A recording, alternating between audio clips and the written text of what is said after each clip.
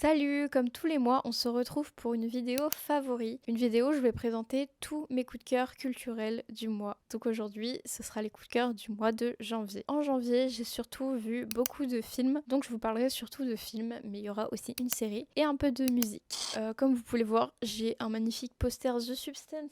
Un petit peu de changement de décor. Voilà, on adore. Je suis totalement fan. Voilà, j'espère que vous aimez. Et puis, sans plus attendre, on peut commencer par les films.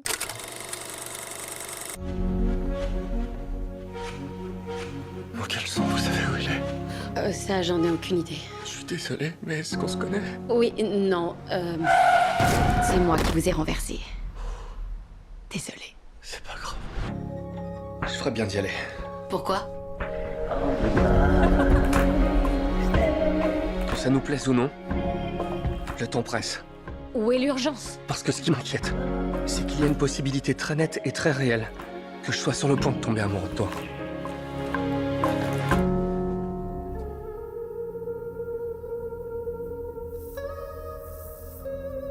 Alors le premier film dont je voulais vous parler, c'est le film L'amour au présent. Donc L'amour au présent, c'est un film avec Andrew Garfield et Florence Pugh qui suit un couple qui va surmonter des épreuves de la vie lorsque la femme du couple, interprétée par Florence Pugh, va être atteinte d'un cancer. Et donc on va voir le cours de leur vie, le temps qui passe, comment ils surmontent les épreuves que leur donne leur vie. Donc L'amour au présent, j'ai trouvé ça extrêmement touchant. C'est le premier film que j'ai vu de l'année et j'étais vraiment bouleversée par ce film. Je l'ai trouvé extrêmement juste, très réaliste, très bien écrit. Ce que j'ai beaucoup aimé dans ce film, c'est en particulier comment était représenté le couple. C'est un couple qui est très touchant. On s'attache vraiment aux deux personnages, mais c'est aussi un couple qui a des failles et c'est pour ça qu'il est d'autant plus réaliste. On s'attache vraiment à eux, on les comprend. Chacun des personnages a sa propre personnalité, a ses propres ambitions, ses propres envies. Voilà, j'ai trouvé ça extrêmement intéressant comme représentation du couple, assez unique, avec deux acteurs absolument exceptionnels dans leur rôle. Andrew Garfield et Florence Pugh, ils sont vraiment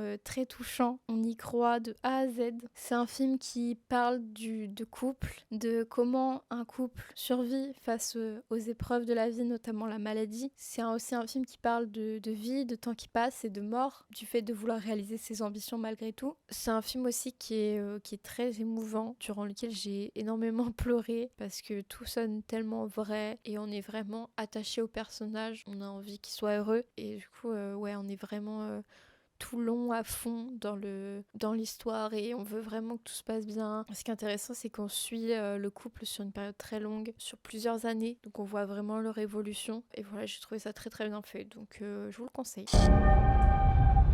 Die herrliche Zeit, die wir im gastlichen Hause Haus verlebten, wird immer mit zu unseren schönsten Urlaubserinnerungen gehören. Im Osten steht unser Morgen. Herzlichen Dank für eure nationalsozialistische Gastfreundschaft.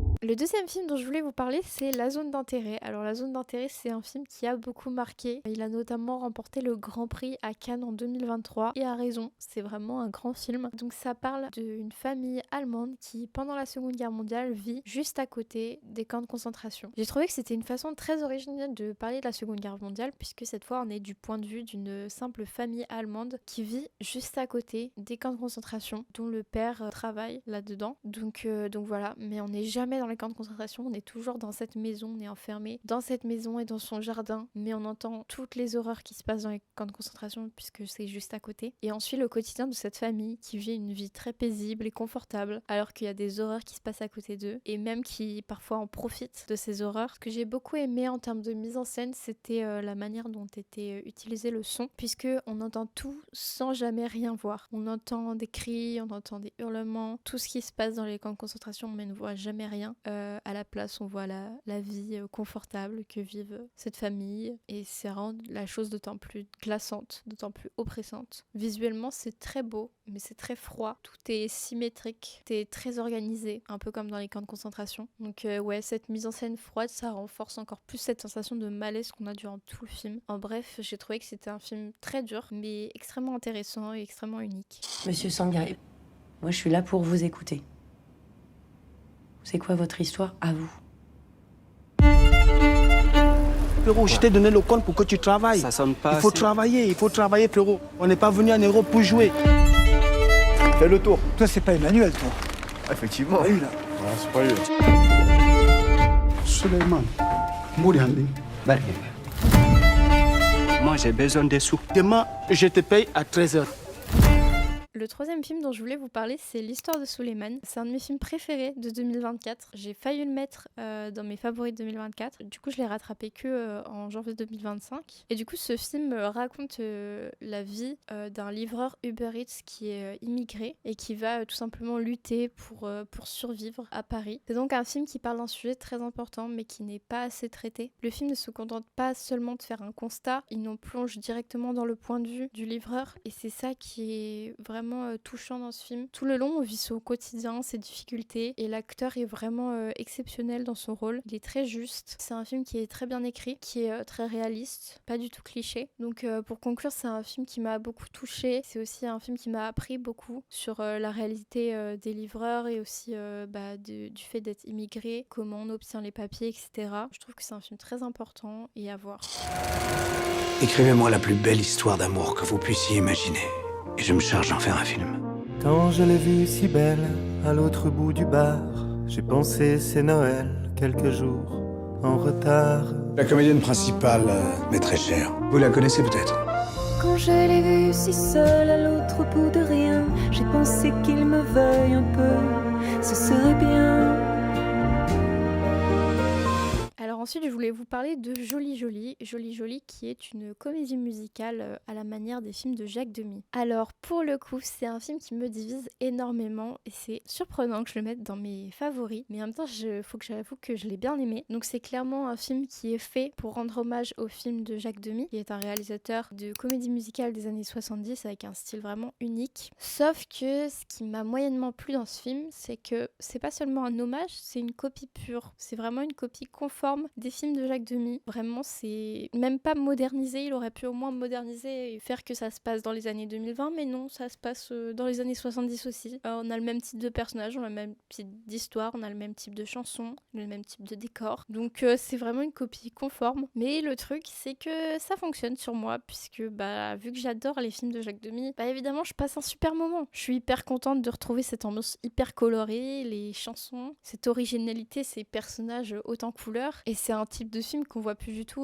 au cinéma aujourd'hui, puisque c'est des films qui se font plus, parce que voilà, c'est plus d'actualité. Et du coup, quand on aime beaucoup Jacques Demy, on est hyper content de voir ça au cinéma. Mais du coup, c'est un peu un piège, je trouve, parce que on est content de voir du Jacques Demy, quoi, mais c'est pas du Jacques Demy, c'est une copie. Du coup, voilà, c'est pas très bien. Du coup, je suis hyper divisée, parce que je trouve ça trop facile de juste copier des films, de faire exactement pareil. En plus, je comprends pas vraiment à qui adresser ce film, à part aux fans de Jacques Demy. Voilà, je sais pas quelle était leur intention quand ils ont produit ce film, mais évidemment que ça marche pas. Genre évidemment que le film ne fonctionne pas, ne fait pas beaucoup d'entrées. À aucun moment les gens vont venir voir ça en 2025. C'est vraiment un film pas du tout moderne, c'est vraiment un film des années 70 quoi. Donc voilà, donc il y a vraiment que les fans des films de Jacques Demy qui vont apprécier, mais sinon c'est pas du tout un film d'actualité. Voilà, donc j'ai trouvé ça un peu facile de juste faire du Jacques Demy sans absolument rien apporter de nouveau. Ça joue vraiment juste sur notre nostalgie. Ce que j'ai beaucoup aimé, ce sont les acteurs. Il y a vraiment un casting très très chouette avec des acteurs vraiment exceptionnels dans leur rôle. On a notamment Clara Luciani qui joue dans son premier film et qui est très bien pour un premier rôle. Et on a aussi William Lake Bill que j'adore et Vincent de Dienne que j'adore aussi. Ils chantent tous hyper bien. Pourtant, c'est pas des acteurs qu'on a l'habitude de voir chanter. Du coup, j'ai trouvé ça très chouette de les voir chanter. Les chansons d'ailleurs, elles sont super cool. Je les ai beaucoup écoutées. Donc voilà, en conclusion, si vous aimez Jacques Demy, vous allez sûrement passer un très bon moment. Sinon, je vois pas trop à qui c'est adressé.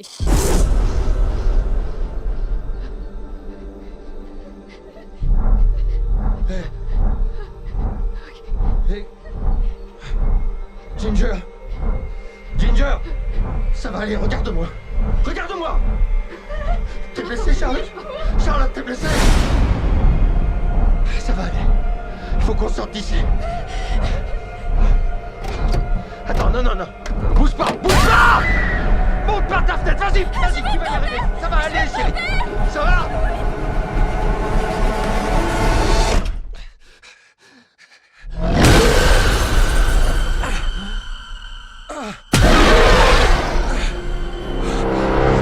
dernier film dont je voulais parler aujourd'hui, c'est Wolfman.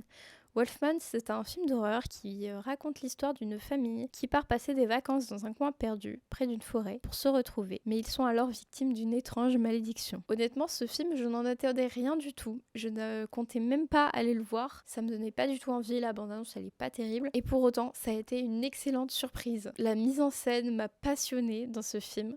J'ai trouvé qu'elle était extrêmement bien maîtrisée, qu'il y avait beaucoup d'idées très originales, notamment quand il s'agit de la transformation en loup. J'ai aussi beaucoup aimé l'utilisation du son dans le film. Il y a beaucoup de moments où on entend les sons très très forts, comme si on était un loup. Et du coup, voilà, j'ai trouvé ça hyper original, hyper bien fait. Et voilà, ça c'est que des exemples, mais il y a plein d'idées hyper chouettes de mise en scène dans ce film. Ce que j'ai aussi beaucoup aimé, c'est que c'est un film de loup-garou, mais qui réinvente totalement l'imaginaire du loup-garou. On n'est pas du tout sur le cliché du loup-garou qui va tirer sa chemise et crier à la lune. On est sur une manière unique de représenter cette créature. Déjà, c'est pas vraiment un loup-garou, c'est un homme-loup, comme l'indique le titre, Wolfman. On va vraiment suivre une transformation très lente, très progressive, ce qui est vraiment hyper intéressant. Ensuite, ce que j'ai aussi énormément aimé, c'est l'acteur principal, que j'ai trouvé vraiment bluffant. Pourtant, c'est vraiment un acteur que je ne connais pas, que j'avais jamais vu, donc je pense pas qu'il est connu. Et il est vraiment bluffant dans son rôle, notamment par l'utilisation de son corps. On sent vraiment la perte d'humanité dans ses yeux, et c'est fascinant. C'est un film qui traite de sujets simples, mais qui les traite très bien. Ça parle de famille surtout, d'héritage familial, de est-ce qu'on doit forcément devenir comme ses parents, la peur de devenir comme ses parents. Ça parle du fait d'être parent aussi, tout simplement. Ce que j'ai vraiment beaucoup aimé aussi, c'est les différents personnages. La famille, elle est extrêmement touchante, extrêmement bien écrite. On a beaucoup d'empathie pour eux, on a envie qu'ils s'en sortent. Et il y a vraiment une évolution de chaque personnage, une évolution vraiment importante. Et ça, c'est trop bien, d'autant plus que ça ne dure que pendant une nuit. C'est un film qui se passe que pendant une seule nuit. Là, je trouve que l'angoisse est d'autant plus forte de dire que c'est que en une nuit, il faut survivre, et je trouve ça plus réaliste en fait, parce que souvent ça se passe sur des jours, t'es en mode ah mais pourquoi ils font pas ça, pourquoi ils font pas ça. Là, c'est en une nuit, il y a pas le temps, et du coup voilà, je trouve ça extrêmement angoissant et très intelligent comme choix. On éprouve beaucoup d'empathie pour les différents personnages, on lâche même quelques larmes parfois. C'est donc très bien écrit, on ne s'ennuie pas une seconde, c'est aussi très surprenant. Donc en bref, c'est vraiment une grande réussite. C'est un film qui malheureusement n'a pas eu spécialement de succès, puisque la communication a été très très mauvaise sur ce film, on n'en a pas entendu parler. Vraiment, j'ai l'impression que ça a été un film qui a été un peu sacrifié, et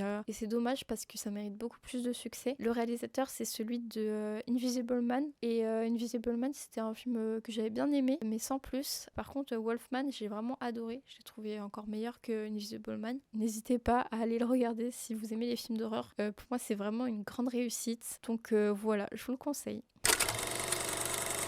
Alors ensuite, on va passer à la catégorie série. Donc dans la catégorie série, il n'y a qu'une seule série que j'ai regardée ce mois-ci, à part Desperate Housewives que je saigne toujours. C'est l'animé Lady Oscar, dont j'ai les DVD, mais en vrai je regarde en streaming. Mais du coup, voilà, Lady Oscar, grand classique, hein, on va pas se le cacher, c'est très très connu. Lady Oscar, c'est un animé qui suit Oscar, une jeune femme élevée comme un homme dans la France du XVIIIe siècle, et qui va devenir capitaine de la garde royale et se retrouver au cœur des intrigues de la cour de Versailles, peu avant la Révolution. Alors c'est un grand classique que je rattrape enfin, ça faisait très très longtemps que je voulais regarder cette série, et maintenant c'est devenu un peu un comfort show, ça fait peut-être un mois que je regarde, et voilà, je me regarde quelques épisodes par-ci par-là quand voilà, j'ai envie de me détendre, et notamment récemment du coup j'étais pas bien et je me suis maté 10 épisodes à la suite de Lady Oscar. Je vous rassure, ils font que 20 minutes, mais c'est quand même beaucoup, 10 épisodes. Et ça m'a fait trop du bien, en fait, ça me fait trop plaisir. J'aime trop cette série, c'est très joli. Et le personnage de Lady Oscar, il est vraiment hyper cool, hyper intéressant, et aussi hyper moderne pour l'époque. Chaque épisode, ça tourne autour d'une intrigue, et on est accroché de A à Z, et on a toujours envie de cliquer sur suivant et de regarder un autre épisode. Donc voilà, moi c'est vraiment une série que j'ai adorée. En plus, j'adore le format 20 minutes, je trouve ça vraiment cool. Et du coup, voilà, c'est pour ça que si vous n'avez pas vu Lady Oscar, je vous conseille. Voilà, c'est pas pour rien que c'est un classique. Et enfin, on va passer rapidement à la catégorie musique. Alors, en ce moment, en termes de musique, j'écoute beaucoup de CD, puisque on m'a offert un lecteur CD, et depuis, je suis accro aux CD, j'en ai acheté plein. à Emmaüs, à Easy Cash. Et du coup, voilà, je suis accro. Les choses que j'ai le plus écoutées en janvier, je pense que déjà, il y a les CD de Kill Bill. Donc Kill Bill 1, Kill Bill 2. La musique de Kill Bill, ça fait partie de mes bandes originales préférées de films. Voilà, notamment, c'était au confinement en 2020 que je m'écoutais ça en boucle. Et du coup, là, j'ai un peu repris parce que je les ai trouvés à Easy Cash. Et voilà, j'adore, j'écoute en boucle. Ça me met vraiment dans un mood spécial. Ce que j'écoute aussi beaucoup, ce que j'ai beaucoup écouté en début d'année particulièrement, c'était les 2 CD de jazz de Lady Gaga. Donc Love for Sale et Chick to Chick. 2 excellents CD. Pareil, ça me met dans un mood particulier.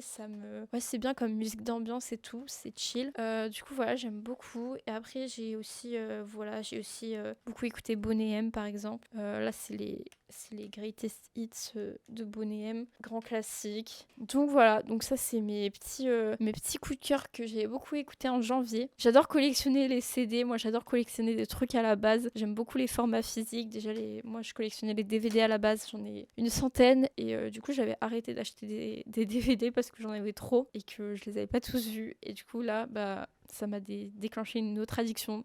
J'achète plein de CD, mais c'est moins grave je trouve parce que pour le coup je les écoute vraiment alors que les DVD tu les regardes pas forcément tout de suite. Donc voilà, j'aime beaucoup, vive les CD. Donc voilà, c'était mes petits favoris musique. Et voilà, c'est la fin de cette vidéo favoris du mois. J'espère qu'elle vous aura plu et que vous aurez pris quelques notes, que vous irez voir quelques-uns des films ou des œuvres que je vous ai conseillées. N'hésitez pas surtout à me mettre vos propres coups de cœur du mois en commentaire, je serais très très curieuse de les voir. En attendant, n'hésitez pas à commenter, à vous abonner et à liker ma vidéo pour me soutenir. Et à bientôt!